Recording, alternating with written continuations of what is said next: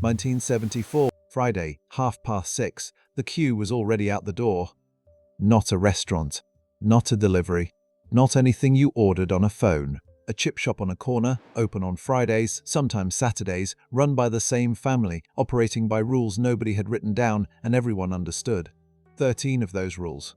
13 things that made the 1970s chip shop what it was and what it no longer is.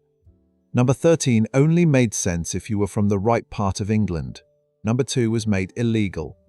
And number 1 is the reason anyone who grew up near the right chip shop can always tell it apart from everything that came after. Let's go. Number 13. Saveloys. A large, bright red sausage, wider than an ordinary sausage, longer, with a smooth casing and a spiced pork filling.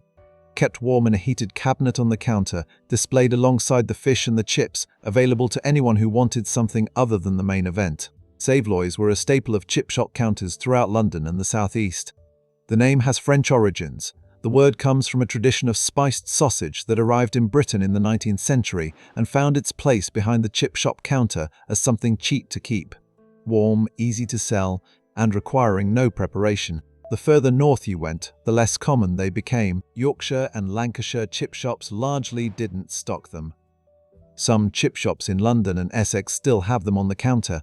For anyone who grew up elsewhere, a saveloy is something that needs a postcode to explain. Number 12. Rock salmon. If you ordered rock salmon at a 1970s chip shop, you were ordering dogfish. A type of small shark, common in British waters, cheap to catch and cheap to sell, but not selling well under its own name, which mentioned dogs and sharks simultaneously and appealed to nobody in particular. The renaming had happened decades earlier. By the 1970s, rock salmon appeared on blackboards as a standard cheaper alternative to cod or haddock, firmer, denser, with a flavor some people actually preferred. Most customers had no idea what they were eating. The ones who didn't mention it. EU fish labeling regulations in the 1980s required clearer identification. Rock salmon gradually disappeared from menus as the name became harder to defend. The fish was still there. It just had to go back to being called what it was. Number 11. The chalkboard. Not a printed menu. Not a laminated card behind lit panels. A blackboard, usually fixed to the wall behind the counter, with prices written in chalk and updated whenever necessary, which was often because fish prices moved with the catches. A bad week for cod meant the price went up. A good week, it came down. The board reflected this honestly and directly.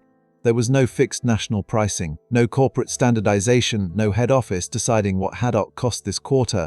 The price on a Tuesday in January was different from the price in June, and the board told you what it was today. Some independent chip shops still use blackboards. In most, they were replaced by illuminated menu boards and printed price lists that never change and suggest a product that has no relationship to the weather or the sea. Number 10.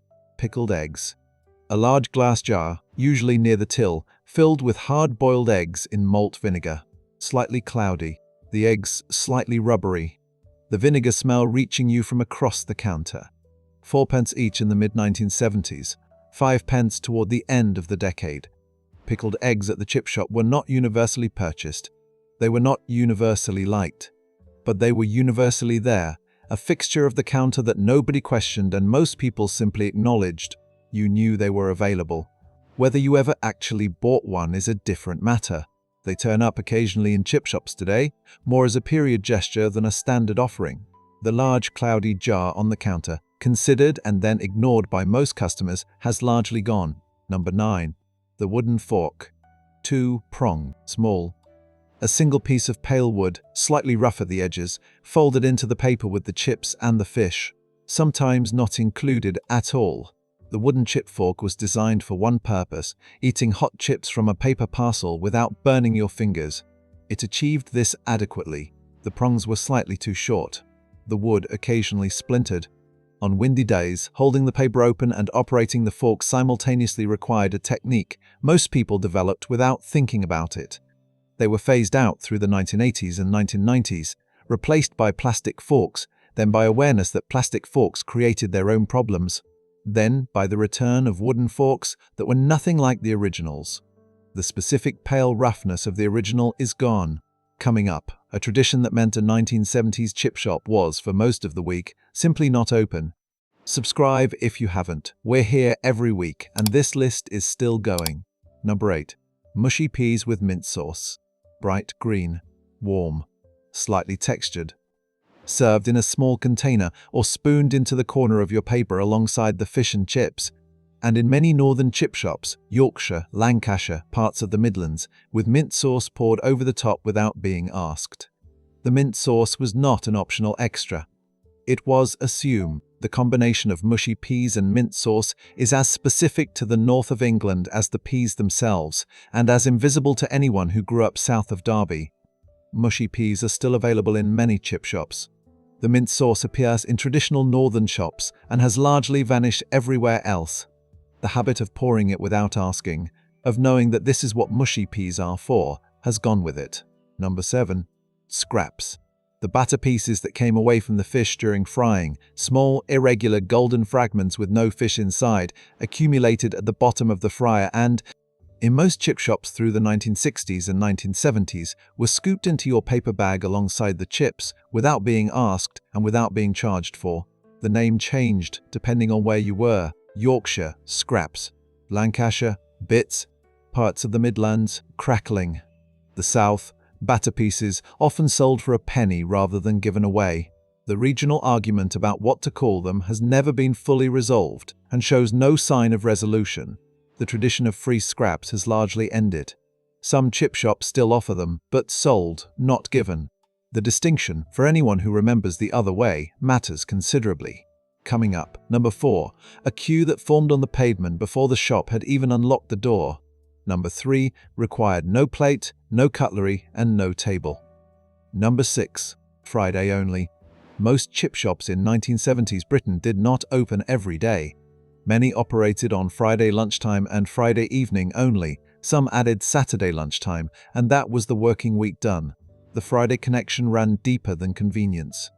Fish on Fridays was a Catholic tradition that had worked its way into general British habit, enough that fully secular households treated Friday differently too. It was also payday. Cash in hand, walk past the chip shop on the way home. And frying 5 nights a week was more than most small family businesses could manage anyway. Friday suited everyone, for reasons that were never quite the same from one household to the next. The result was that a chip shop visit had a fixed place in the weekly calendar.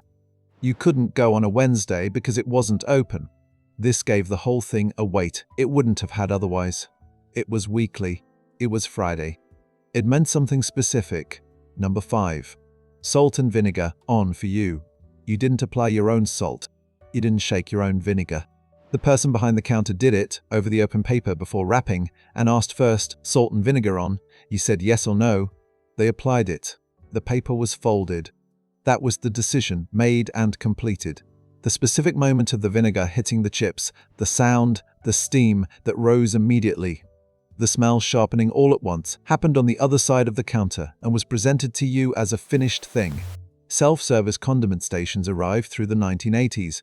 The question stopped being asked. You did it yourself from a pump bottle near the door. The transfer was small. The ritual was complete. Number 2 was banned. Not phased out. Not discouraged. Banned. And number 1 is the answer to a question most people never thought to ask about their own chips. Number 4. The Friday night queue. By 7 o'clock on a Friday evening, the queue was out the door. By past, it reached the lamppost. On a cold night, coat pulled in, breath visible, the smell coming out every time the door opened. It was simply part of the occasion. You waited. The chips at the end tasted specifically of having been waited for.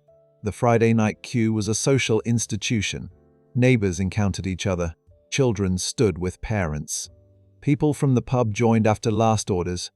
It wasn't efficient and nobody expected it to be.